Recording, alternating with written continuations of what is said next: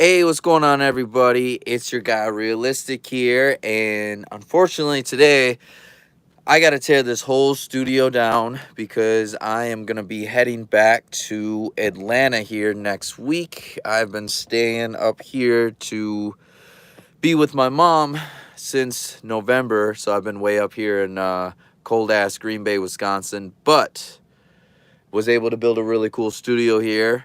Now I gotta tear it down, pack it up.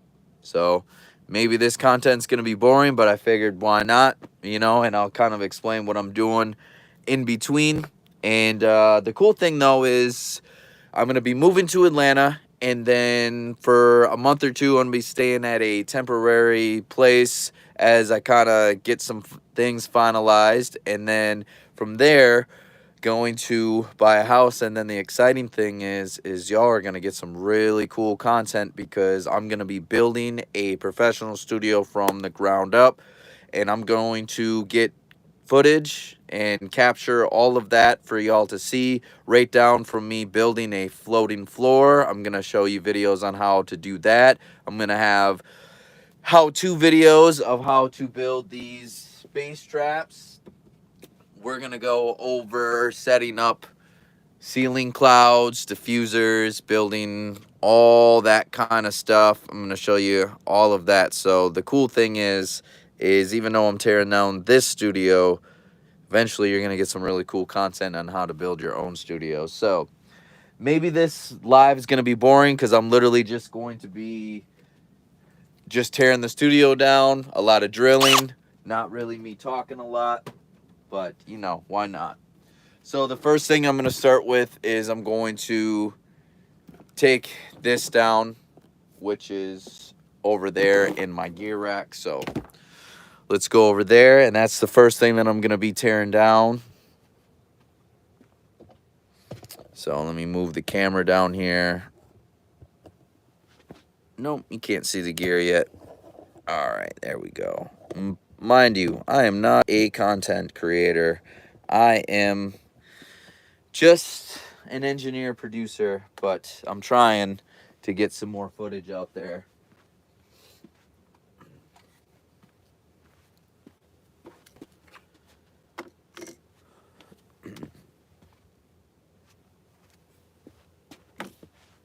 And just so I don't bore myself while I'm doing this, I'm just going to listen to some sports in the background. Look, I'm not going to sit there and say that he doesn't have some decisions. I mean, he doesn't have influence on whether he should play or not.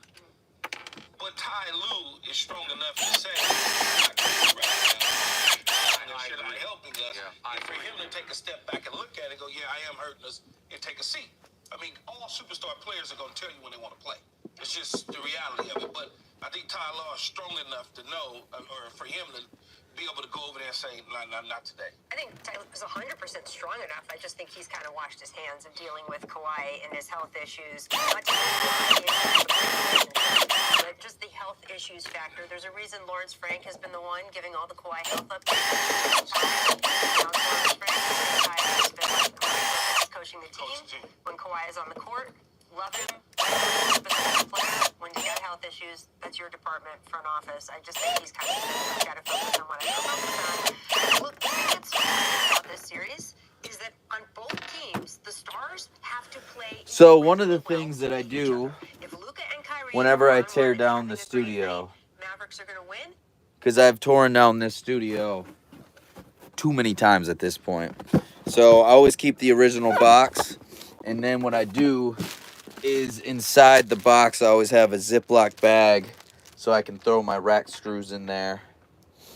And you'll see in a moment, the other thing that I do too is I keep all the cabling that goes with each piece of gear. I just keep it right in the box, so that way when I go and set up the new studio, I know exactly where the cables are for that. So that's what we're gonna do next. And we'll just take piece by piece. So now I'm deciding though, do I want to show y'all what it looks like back there? If I do, I probably gotta move this big plant just to get some room. So I'll be back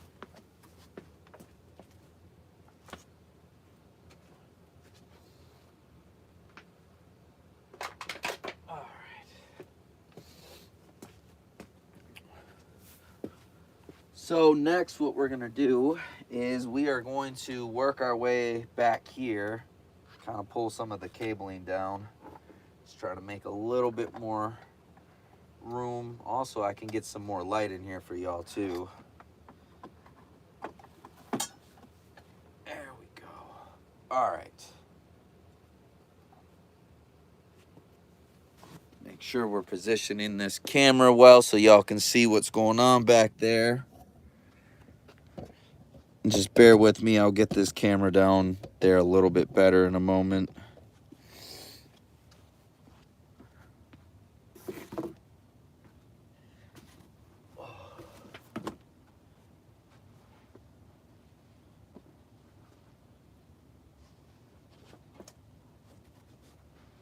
All right.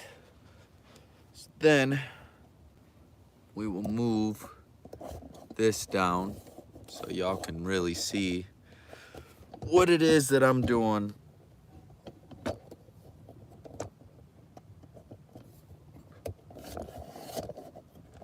There we go. Look at that.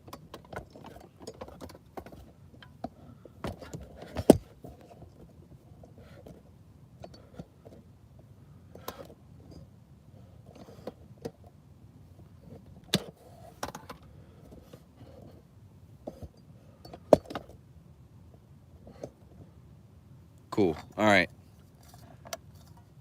So I got everything patched in. Let me move this bass trap. Sorry about this, y'all. But this bass trap is in my way. And it's really nice when I'm in the studio for sound wise, but it definitely takes up room.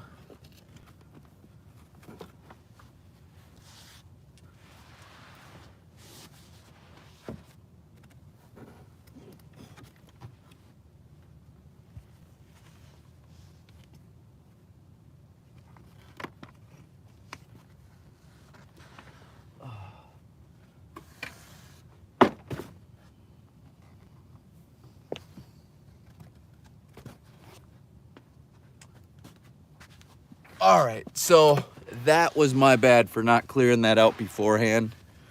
All right, so get y'all some better lighting here. Cool. So working on the 1073, or at least Warm Audio's version of the 1073.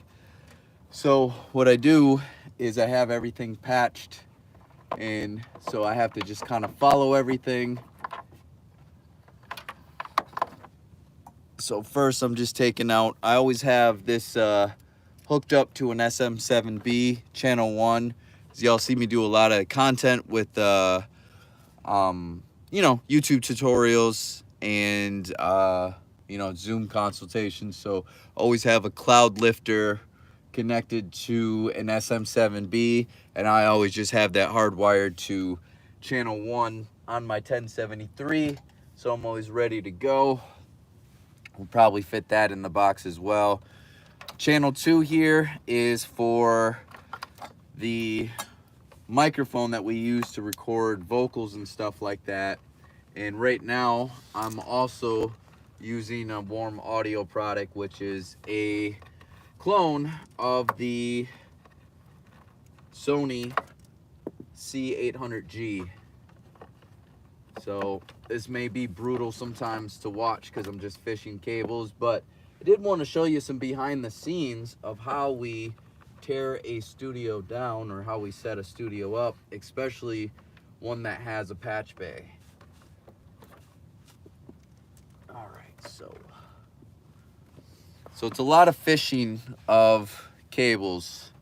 All right, so this right here, this is a line input. This allows me to put stuff into the 1073. So if I want to, you know, use it as inside of my Pro Tools session as like an insert or something like that, to you know, like maybe I want to run a 808 or something through the 1073 and drive it a little bit, or if I want to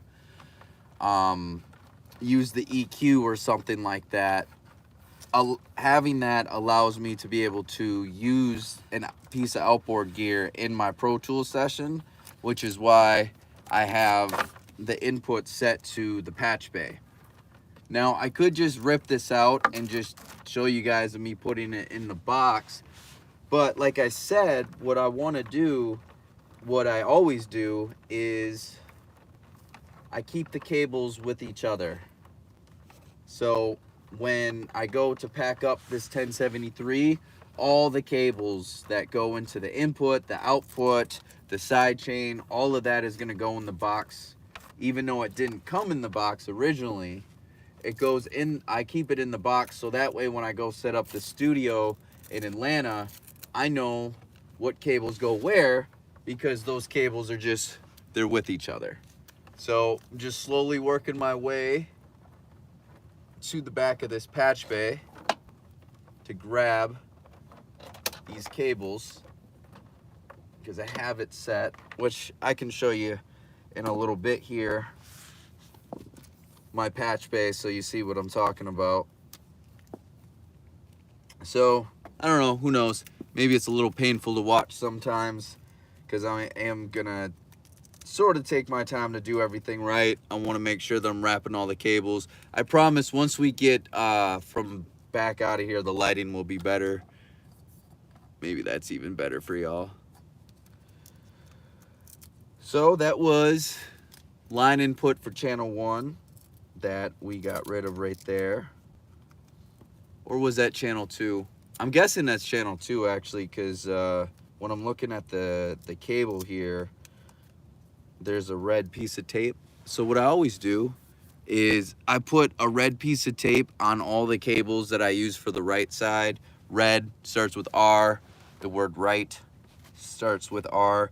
So that way when I'm pulling cables and stuff like that, I know exactly what channel is what and what's going to where.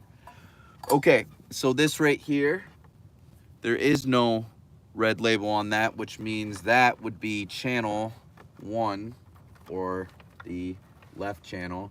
So I'm just gonna slowly fish my way there, pull that out. Already pulled that from the patch bay. I promise you, as soon as we get back from here, we'll go back to the front of the studio and the lighting will be better and the visual will be better. But I did want to show y'all how we tear a studio down and how we set up patch bays and stuff like that.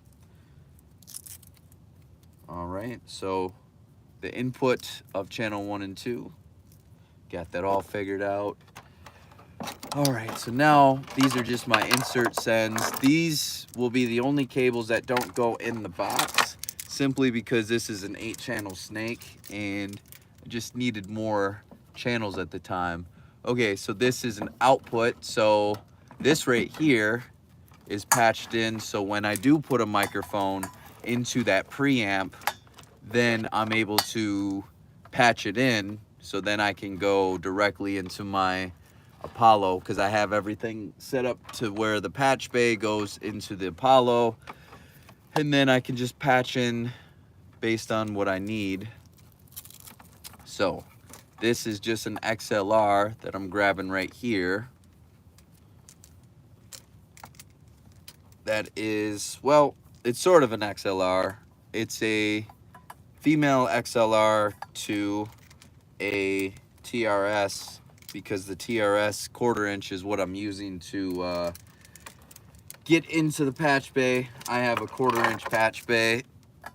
It's just, when you have home studios like this, a 1/4 inch patch bay is just a lot easier to work with than a TT patch bay, because with the TT patch bay, you got to do all the soldering and stuff in the background, and I just don't have that much gear to where I need the real estate. You know, right now I have a 48 point patch bay, and that's enough for my studio right now.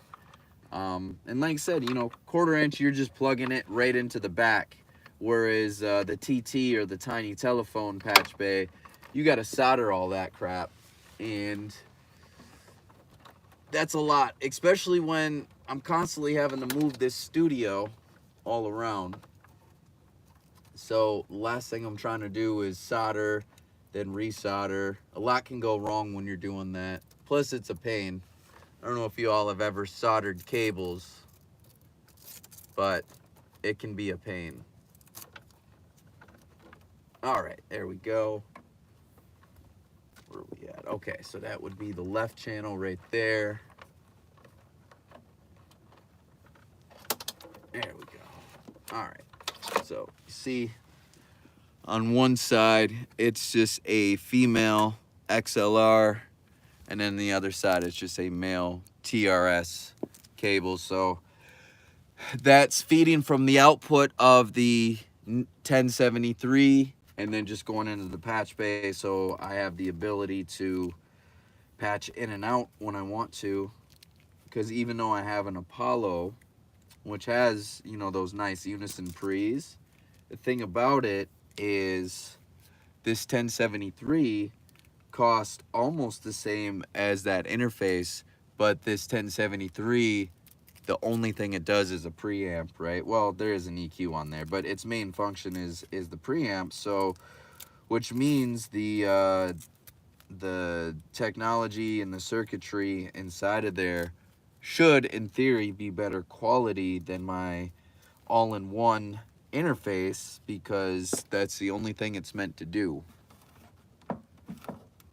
Which is why, even though I have an expensive interface like the Apollo, I still run a actual preamp. Plus, it just gives me more options. 1073 is classic. It's kind of what everybody in the industry uses. What's that that iconic music industry chain right now? It's the Sony C800G going into a Neve 1073, into that what is it, a CL1B or whatever, that iconic compressor.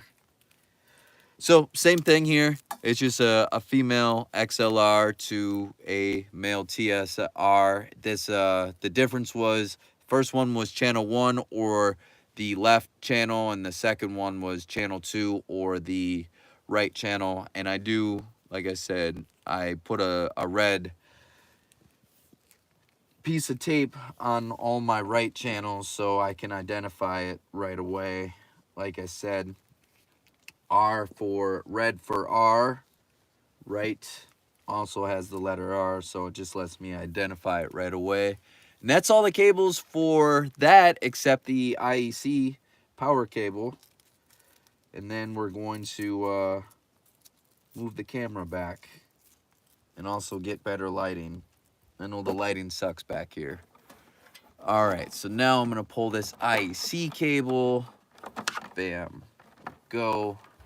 Also, with all my power conditioners, I kind of have each power conditioner dedicated to certain things, like all my lighting and stuff in here, like with my salt lamps, I have a power conditioner just dedicated to that. I have a power conditioner just dedicated to like all my computers and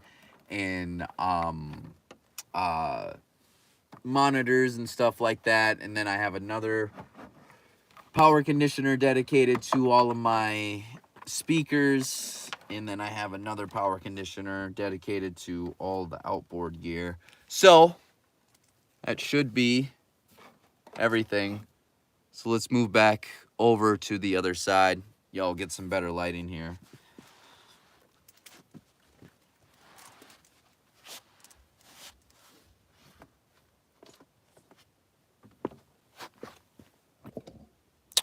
All right, we are back with some better lighting and also a better view of the studio.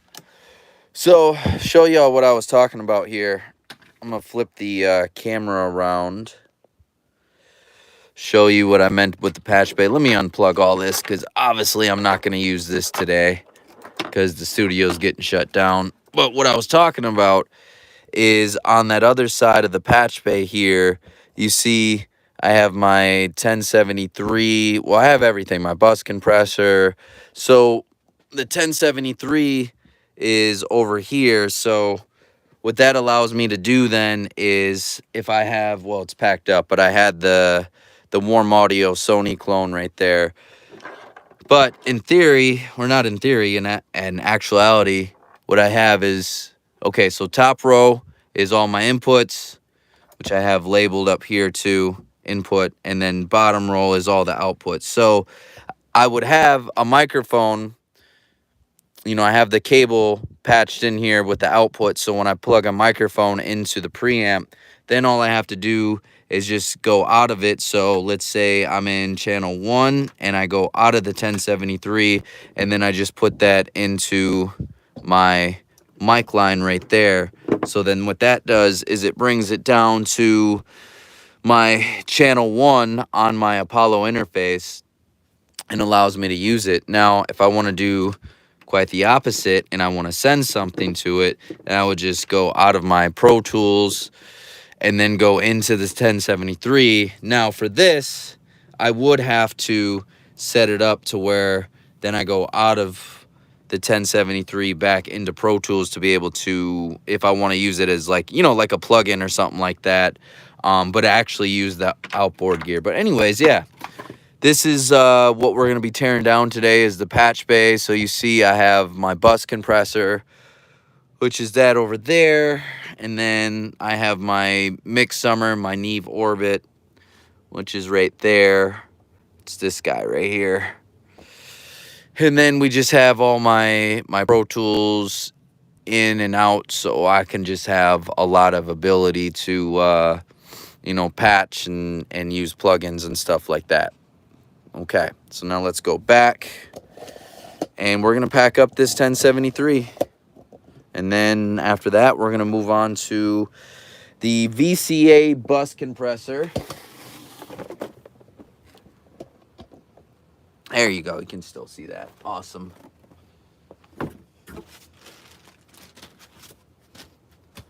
All right, so let's go ahead, pull this unit out.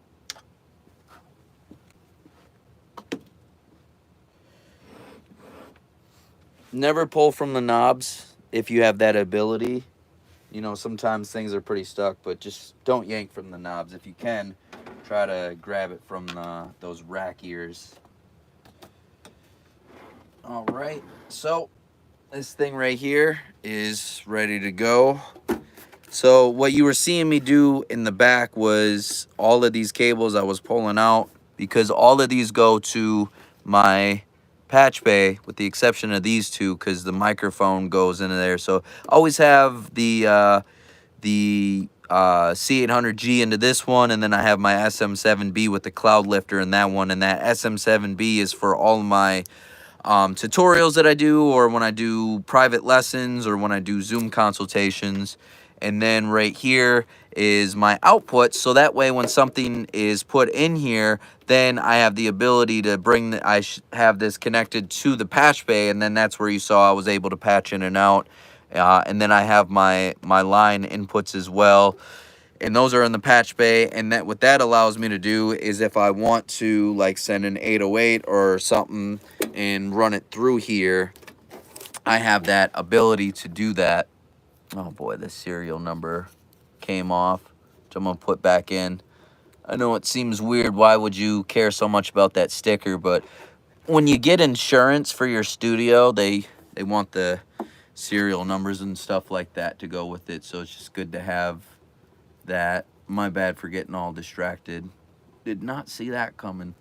But yeah, so that's pretty much how all of that works. And again, all of that was in the patch bay. So we're gonna put this in the box, and then like I said, all the cables here that I pulled, even though they didn't come with the gear itself, I'm going to keep all of the cables that I just pulled out in that box, so that way when I go to set up the new studio back down in Atlanta, I know exactly what cables are meant for that, because it's just right with it. So let's turn this around.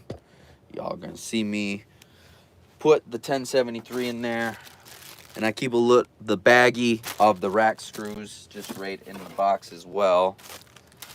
So I think honestly these cables probably are gonna fit best underneath if I remember. So I just literally set all those cables right underneath. It's good to be organized.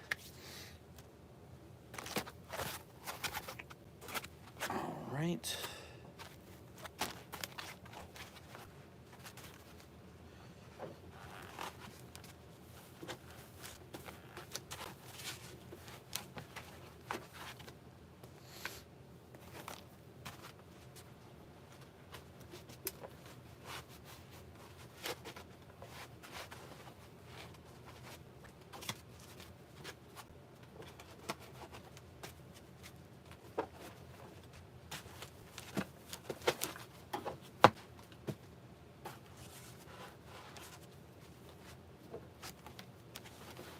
Oh.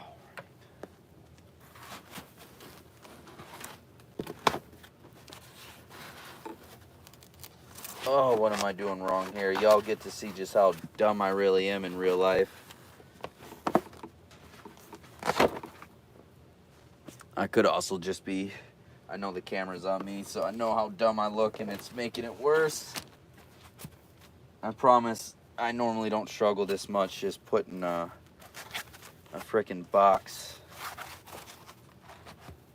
or a piece of gear back in its box. Oh, if only I could just pause this live.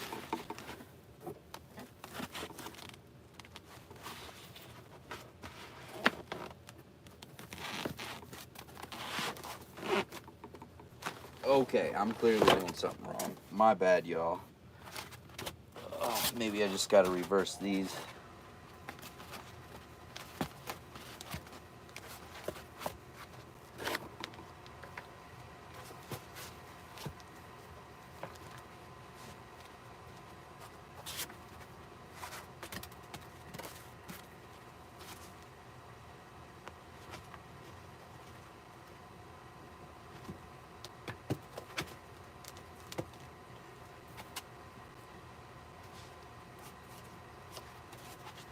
Okay, I think I figured it out. Sorry about that, y'all.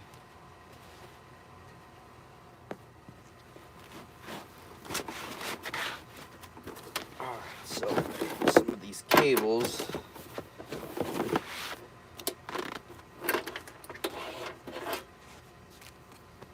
I did all of that. Just, I forgot to put the plastic wrap on. Great, now y'all get to watch me struggle with this box again. But this time though, I know how to set the styrofoam up. So.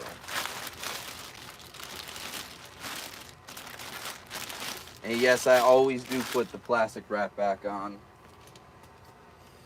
to protect the gear because this stuff is expensive. I'm just closing that because of the HVAC system out there. I'm sure that's annoying as hell for y'all to listen to.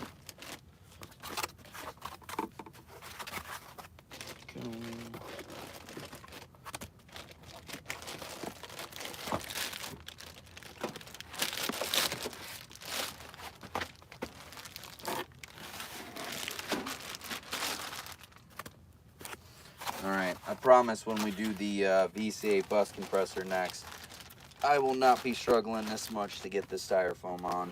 I think I just got nervous. I know how mean people are to me in the comment sections. I'm just kidding.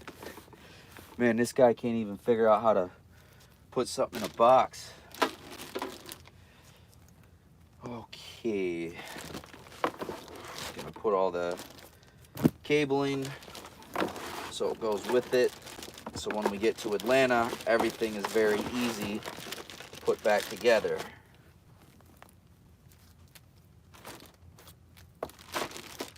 Go.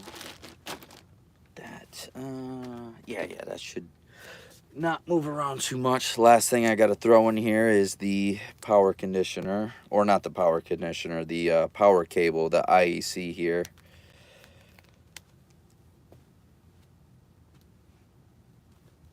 Oh, how is the lighting too? It's okay.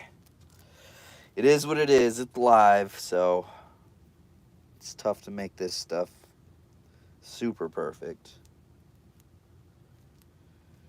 cool. All right. First piece of gear should be ready to go. Bam. Look at that. So that's our first piece of gear all wrapped up. The warm audio version of the 1073. Sorry, I'm just deciding what I'm going to do with this cloud lifter. I think actually last time I put it with the boom stand. So I think that's what I'll do. All right, I will be back in like 30 seconds. I'm going to go put this in the other room just to save as much space as we can. This is going to fill up fast. All right, I'll be back in like 30 seconds.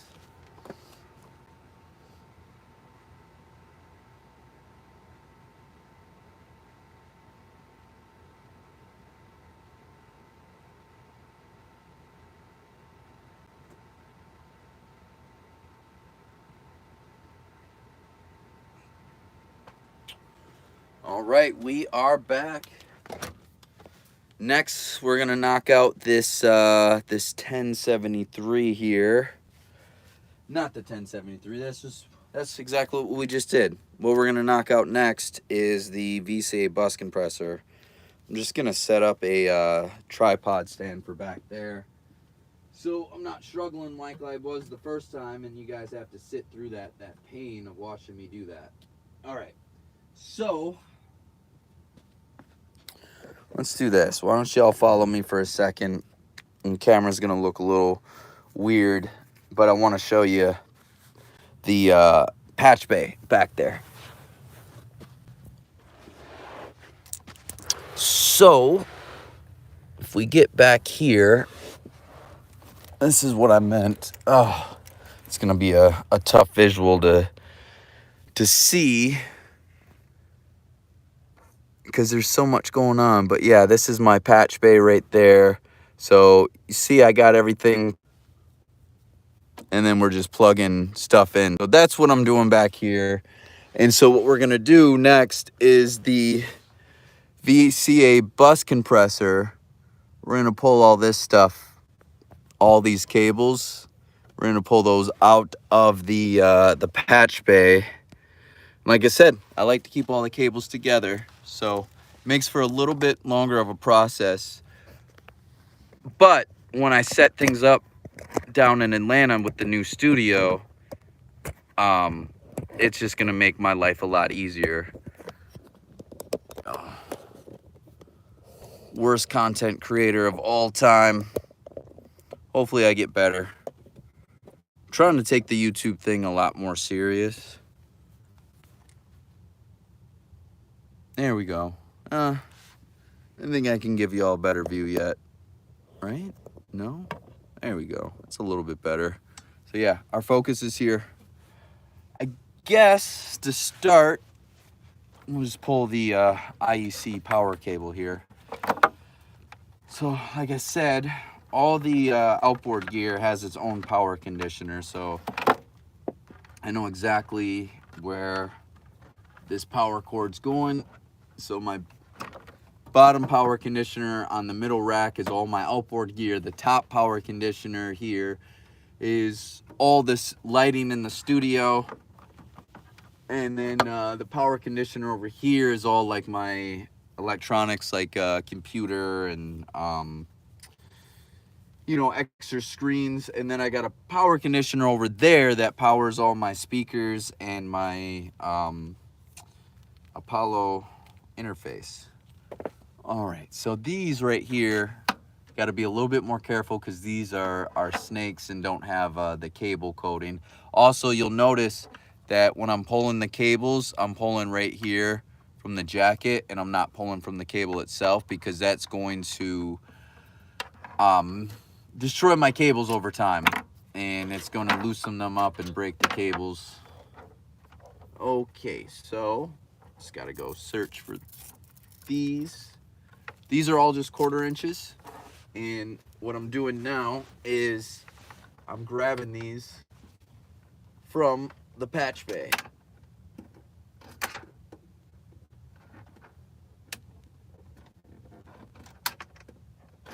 So when we get back over to the other side here, I'll show you what these cable snakes look like. They're all Mugami cabling and wiring here. So I've invested a lot with my cables, which is also why I take the extra time to take good care of them the way I am right now. All right, so that's all the cabling there. So now we're gonna head back over to the other side and unscrew this thing. And then I'll show you all the cabling.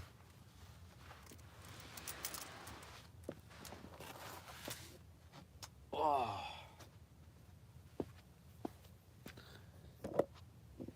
Okay, we are back over here. And what we're gonna do is, well, before I put that back on the other tripod. So this is what we're working on next, and what we did was we pulled all the cabling that was in the patch bay right here, left and right in, and then left and right out. So that's what I was doing. That's where all of these were connected in the back of that. So it was these. I'll set this back down over here, show you a little bit better. There we go. So, yeah. It was just these cable snakes. Normally, I have, you know, cables that have the full, you know, cable coating like this. But when it comes to, like, patching and stuff like that, I'll grab, like, different snakes and stuff like that. This is just a 2-channel snake, left and right. That's it. And I had 2 of them, one for the input and one for the output. So that's what was in the back of the VCA bus compressor going into the patch bay. So let's go ahead and wrap these, and then we will unscrew that off of my rack, and we'll box that up.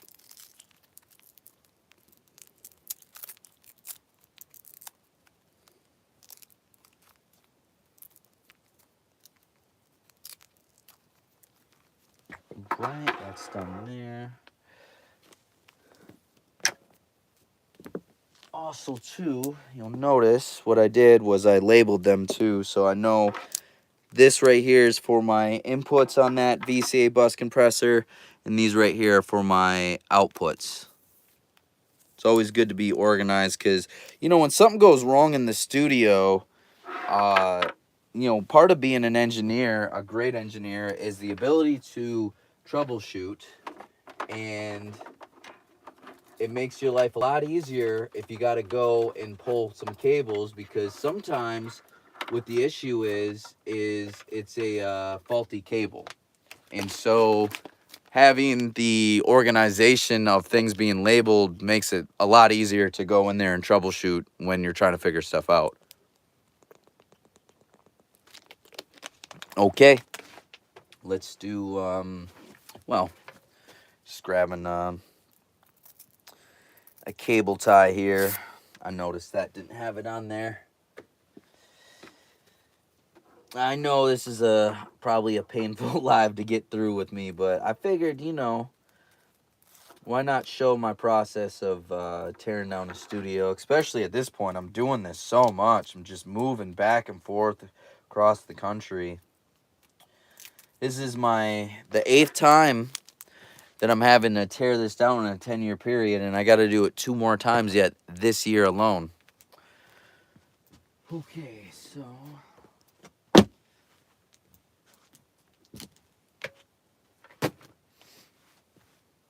all right, let's get this VCA bus compressor unscrewed.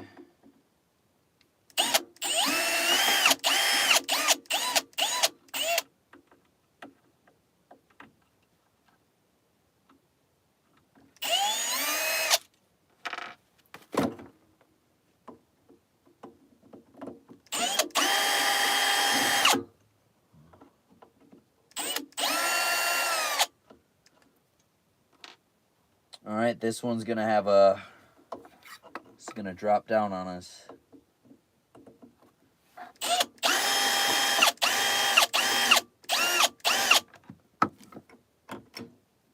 Go. Last one.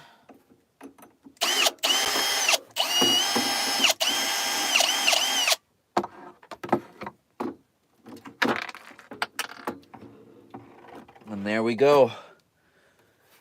Got the VCA bus compressor out, the warm audio version. So yeah, that's all we were doing. You know, we had our outputs going to the patch bay, had the input, so that way, basically what I'm using this for is, this is my my bus compressor. So I run my whole mix through this to kind of glue this down. And this is kind of it's like the same like settings as like the SSL G comp, as far as like where these knobs are and stuff like that. Really good sound on this though. That's why I keep this thing. Okay, let me set this off to the side and we will box this up. And my hopes is we struggle a lot less than we did the first time with that 1073. So again, I always keep a little Ziploc bag and I just keep the rack screws with it.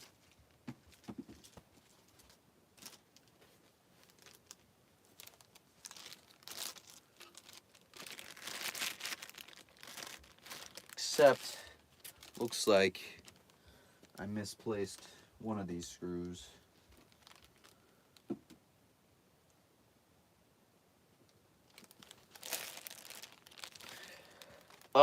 The unfortunate part of going live like this for tearing down a studio is that I can't edit anything, and so y'all get to actually see just how dumb I am in real life. Whereas when I'm doing the tutorials, it really allows me to hide that side from y'all. And I can come off and appear as smart. Alright, so got that. Like I said, I always take the original packaging and I still put it right on over. It's just, hey, I paid, in my opinion, you know, everybody's price budgets are different. But in my opinion, I paid good money for all my pieces of gear, so I want to make sure that it lasts. Plus, I'm moving from the bottom of the country up here in Green Bay, Wisconsin, back down to the top of the country, Green Bay, Wisconsin, down to the very bottom of the country in Atlanta, Georgia. So it's gonna travel quite a bit in the U-Haul, so I want to just make sure that everything is protected, and hopefully after this summer when I build that studio in Georgia, hopefully that's the last time I gotta move this stuff for, I'm hoping, at least 5 to 10 years. I am tired of tearing down studios. Really tired of pulling down that output desk over there. I'm tired of that.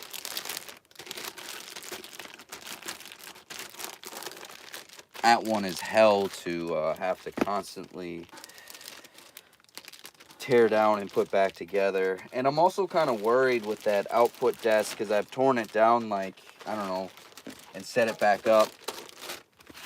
If I've moved 8 times, what is that, like 16 that I've had to, like, you know, put it together, tear it down. So I'm just kind of, I don't know, I feel like it's starting to get a lot of wear and tear. Oh yeah, like I said, so these cables did not come with this VCA bus compressor, but I'm gonna put these cables right in this, right in here, along with the rack screws in that Ziploc bag. And I'm just going to keep everything together, so when we get to the new studio, I'm not like, oh, what cable goes where, or where are those cables that I need for it. It's all right there, ready to go. Let me just grab a little twisty tie for this. And then Trying to decide what we're going to tear down next. Boy, maybe the orbit. No, we're going to do the speakers next. I'm not going to make you all sit through this whole live either. I just wanted to show you a little bit of how I'm doing stuff so you can see it.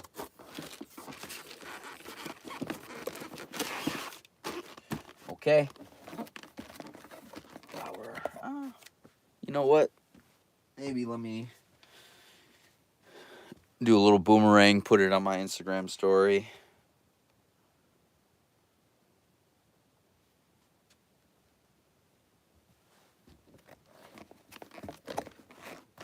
Go.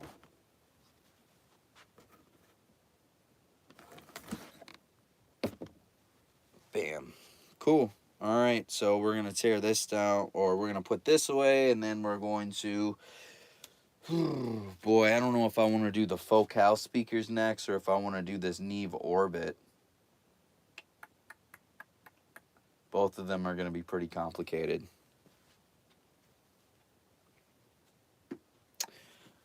Well, you know what? Here, let me do this.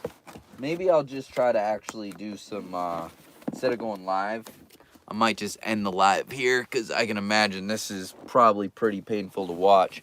And I'll just get, like, footage of me tearing apart that Neve Orbit, because it's complicated. There's a D sub back there, a DV25 cable, and then it breaks out to an 8-channel snake, 1/4 inch, and there's 2 of those. There's an input and there's an output. And so the visual isn't going to be great because it's going to be really tight. I'll show you kind of how tight that's going to be back behind there. So what I'm talking about is this guy right here. I'm going to be tearing that out, but it gets pretty complicated back here with all of these cabling and the, like I said, the D sub that's back here as well. And it's just, I don't know how I'm gonna get a camera angle, because I have all the bass traps and everything set up back there, and you see it's a pretty tight spacing right there with the computer. So yeah, we might just we might end the live here, and I'll try to just get some footage of me doing that. So anyways, we knocked out the 1073, and we knocked out the VCA bus compressor, knocked those 2 out. And so now we have an exposed area of the rack gear right there. Anyways, hopefully y'all had a little bit of insight of how to set up a patch bay and how things are routed, and kind of see what it looks like behind there.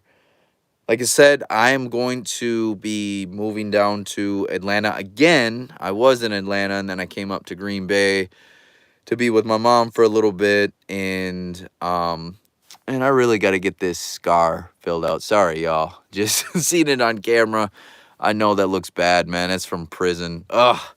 Anyways, yeah, so when I go down to Atlanta, y'all are going to see me in an apartment for a few months, so my content isn't going to look as professional as far as, like, the background.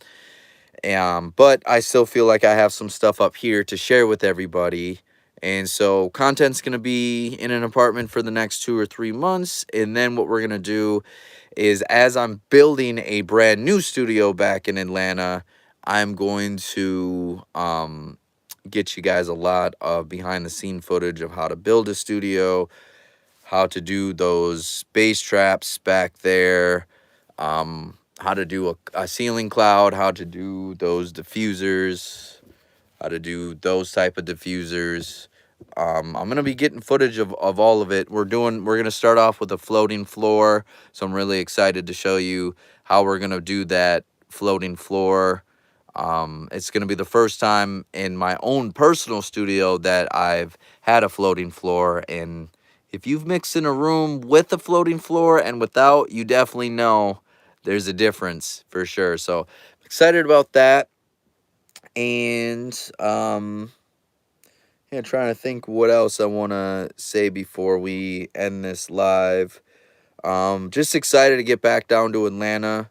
I was down there for quite a few years. It did really well for my career. Um, and just had to come back up here for family related reasons for a little bit. And so I've been up in the frozen tundra of Green Bay, Wisconsin, but now finally heading back down to Atlanta. And Atlanta's home, and Atlanta has done really well for my career. So I'm excited to see what's next. And until next time, y'all.